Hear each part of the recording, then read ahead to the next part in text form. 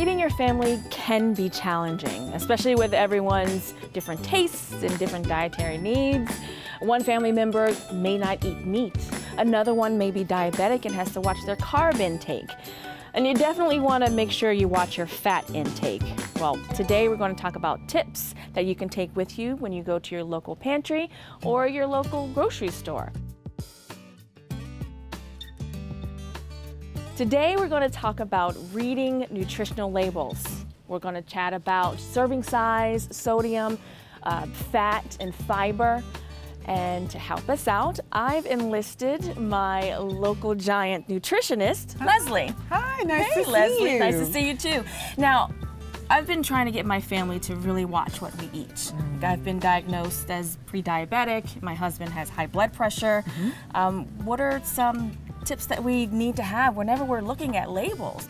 The most important thing on the label is the serving size. So if an item says half a cup, all of the information on the nutrition label is referring to a half a cup of that item. Okay. If you end up having a full cup or more, then you're taking in a cup's worth of calories.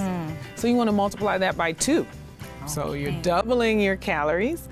You're also doubling some of the other nutrients in the foods like fats, salts, and sugar. So it's really important to read the label. Okay.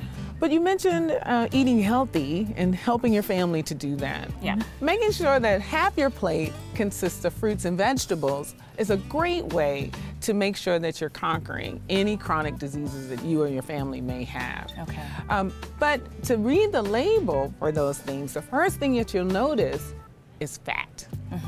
We're all concerned about fat because we may have high cholesterol, we may have hypertension or high blood pressure, and we may have some cardiac disease in the family. So what you want to do is look for the different types of fat. And one of the first fats that you'll see listed is your unsaturated fat. That's a good heart-healthy fat. So you want to have those, take those in. Avocados, liquid oils, canola oils, your vegetable oils. Those are the good things that you want to take in. Good, because I love avocado. Avocado is a wonderful, wonderful food. It's really, really nutrient dense and healthy for you. The next item that you want to look at under the fat section is your saturated fats. So saturated fats, you want to limit those. You don't need a lot of those because they can contribute to heart disease. Gotcha. And finally, you'll see trans fats. Trans fats are not the fats that you want to have. If you see trans fat on the label with a percentage other than 0, you want to put it back. Okay. Trans fats, put it back. Right, okay, so unsaturated fat, you can keep that, but trans fat, you want to put that back. Exactly, exactly. Got you got it.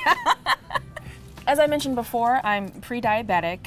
Can you give us some more tips on what exactly is a good carbohydrate, fiber, and all of that good stuff? Sure.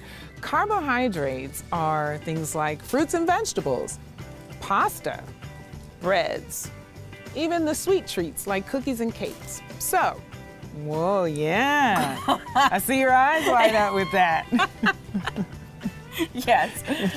So, what makes it important to have with your carbohydrate is fiber. Okay. So you want high fiber items such as apples and broccoli and green beans and high fiber pastas and breads because the fiber helps keep us moving, if you know what I mean. Yes. So that's very important.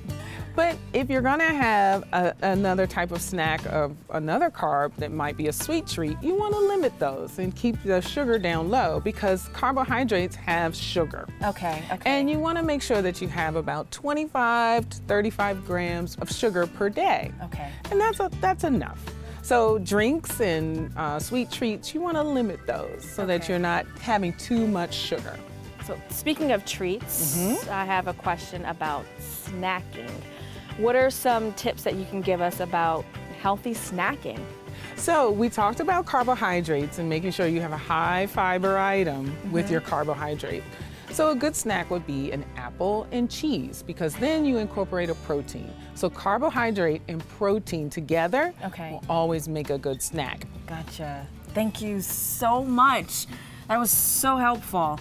And I wish I had more time to ask more questions, Oh. but I have a family to feed. Yes, you do. But this has been really great information. So, 3 important takeaways after talking with Leslie. Number 1, read labels so you'll know exactly what is inside the food that you're getting. Yes. Number 2, serving size so you can gauge your portions. And number 3, smart snacking. You want to have a high fiber carb paired with a protein. Leslie, thank you again. I hope you've learned just as much as I have today, and I'll see you soon.